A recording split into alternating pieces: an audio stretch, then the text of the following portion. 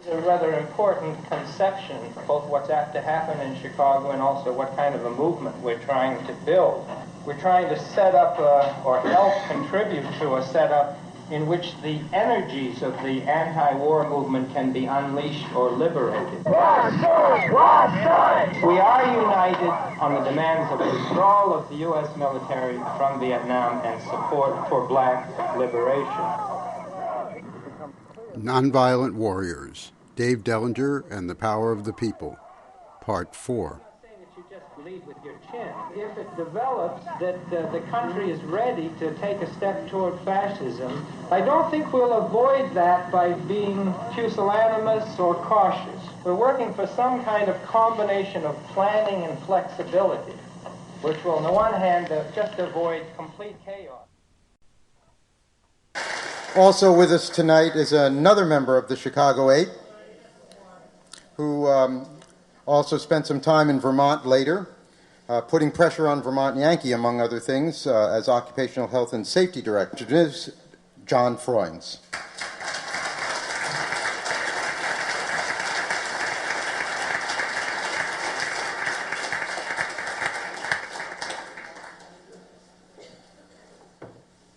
You know, by the time you've started out with Howard Zinn and gone to Norma Becker and Natasha and a whole host of others, Arthur Kanoy, you begin to feel like it's all been said, especially after those dramatic moments that we've just seen. So I'm going to be very brief. I do want to correct one small error. Abbie said that we couldn't agree on lunch. And we really couldn't agree on lunch, as a matter of fact. I want to say something about one point that was raised about the day that Abbie and Jerry came in wearing judges' robes, and then they took them off and they stomped on them. That it was not a simple episode, and it reflected an enormous conflict between the defendants. You see, Dave had been in jail for I think about 2 weeks at the time. He had had his bail revoked, his bail had been revoked, and that evening we had to decide what we were going to do the next day. It was similar to the kind of discussion and debate that went on that you've heard about around Bobby Seals being chained and gagged. And that is, what was the posture of the defendants going to be when Bobby Seale was chained and gagged? Should we tear up the courtroom? Should we sit silently? What should be the acts of the defendants? And the same thing occurred that night when Dave's bail was revoked. There was the same debate. On the one side, you had the arguments that you've heard about Tom Hayden that argued, we don't want our bail revoked because we have to continue the political activities around the country, to continue the political framework that we come from. Because if the government is successful in chilling our activities and chilling the protests, then they've won. And so Tom was persuasive. Abbie and Jerry, on the other hand, argued we can't simply sit by and let Dave be taken away. And that debate was very contentious, I should tell you. And it was one of the times as we went through the trial that there were splits, there were differences, and those things happen. And we all understand them because we've all been in this movement for 30, 40, whatever it has been years, and we understand the splits. And so we agreed to disagree. The next morning, Rennie and myself and Tom and Lee Weiner sat quietly in the courtroom, and Abbie and Jerry did what they did, which was the robes being stamped on. I say this and take the time to say it. By the way, Abbie always said to Dave and Tom Hayden particularly, he said, look at you guys.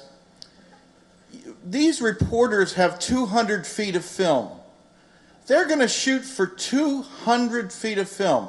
That means they're going to shoot for 35 seconds. You have to get all your message on tape in 35 seconds. And I know how to do that. And he did. And we miss him for it. He said, Dave and Tom, you have no idea how to get your message on in 35 seconds. You think you're college professors and you're giving a 2-hour lecture on the history of Vietnam. And consequently, poor Dave and poor Tom never quite were up to Abbie's standards. And as far as I can tell, none of the rest of us have been all night long here either. But however, I want to say one thing about this conflict. I don't want to bring up conflict between the defendants for no purpose.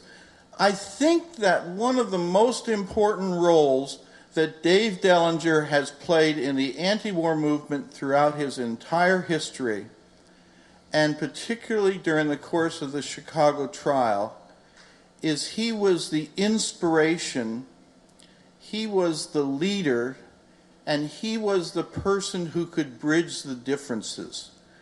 And that strength and that skill is so important and has made such an important contribution, I think we can never forget it. And you remember that the night we had this contentious debate in Chicago, Dave was in jail. We weren't able to hear his counsel that evening about how we should have proceeded. We had Bobby Seale's counsel about how to proceed. So those are kind of anecdotes I wanted to tell you. You know, the interesting thing about the government's case in Chicago is they always said that Dave was the architect.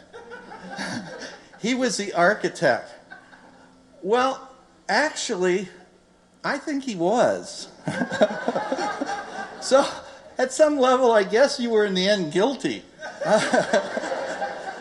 Because he was, as you could tell, a teacher, a leader, and an inspiration.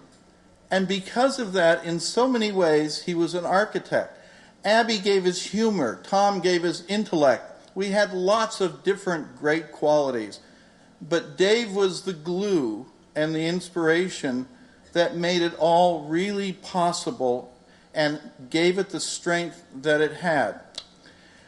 I want to say one other thing. I want to, just as a personal note, I want to say thank you for this evening because it gives me a chance to come back to Vermont after not having been here for about 20 years. And for me, being in Vermont is very important because after the question is, what do you do when you're a Chicago 7 after the trial's over?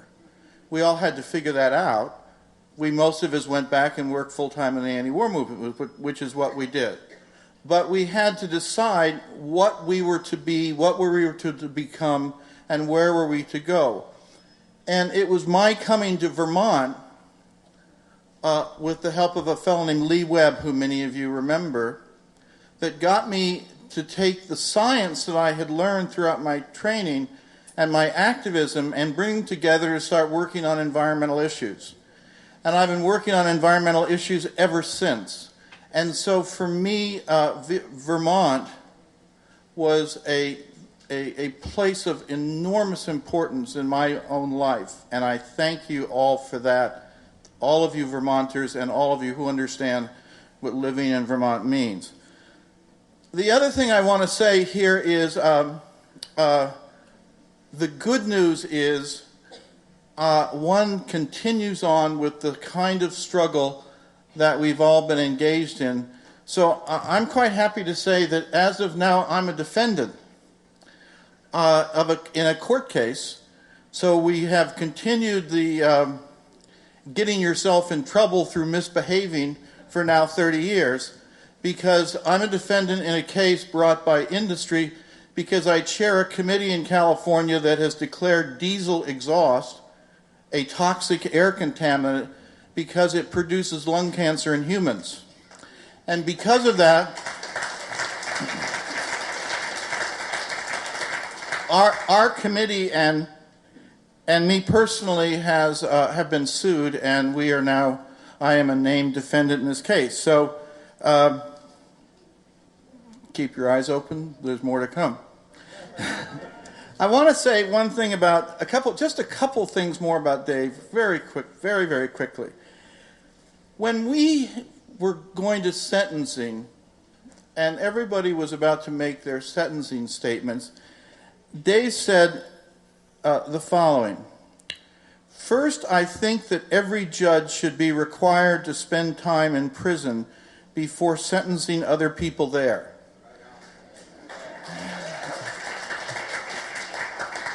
So that he might become aware of the degrading anti-human conditions that persist not only in Cook County Jail, but in prisons generally of this country. This is a man who has just been found guilty of inciting a riot, who faces 5 years in jail, and what's the first thing he says? It's not about Dave Dellinger, it's about the conditions in the prison that he had been in for the last 3 or 4 weeks. And I think that's a statement of his selflessness and his goodness that we all really obviously need to emulate. So with that in mind, I just want to end by basically thanking David Dellinger for his leadership, for his spirit, for his humor, for his generosity, for a whole series of other things, including integrity, and finally, for the most part, for never having quit and have continued the struggle from all the early days that we've talked about tonight to tonight. Thank you.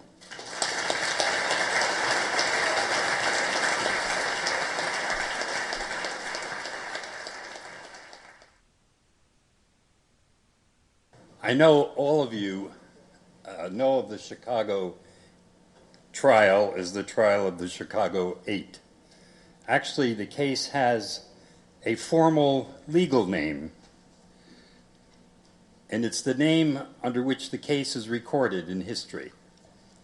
And the formal legal name of the case is the United States versus David Dellinger. And history will also record that David Dellinger won.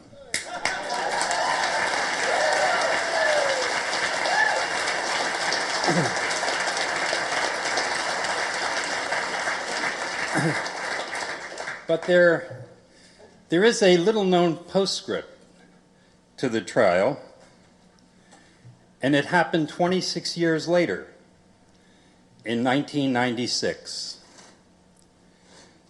After 26 years, the stench that was the Chicago trial had kind of dissipated, and Chicago undertook to invite the Democratic Party back again,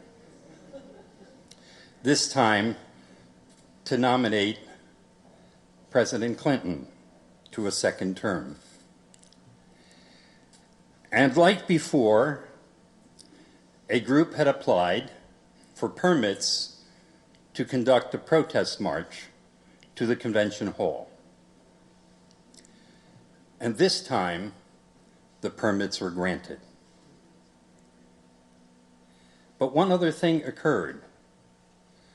The mayor of Chicago in 1996, the son of Mayor Richard Daley, invited the Chicago 8 back, this time to be feted at an anniversary celebration of the Chicago demonstration and trial. And so Dave Dellinger and the Chicago 8 came, and they spoke at a gala celebration together with Mayor Daley Jr. And they were put live on Larry King, speaking from the floor of the convention, where they were barred in 1968. But all this was too much for David. And he left the venue of the convention, and he returned to the streets in Chicago. And he marched with the demonstrators to the site of the 1996 convention. And as had happened before,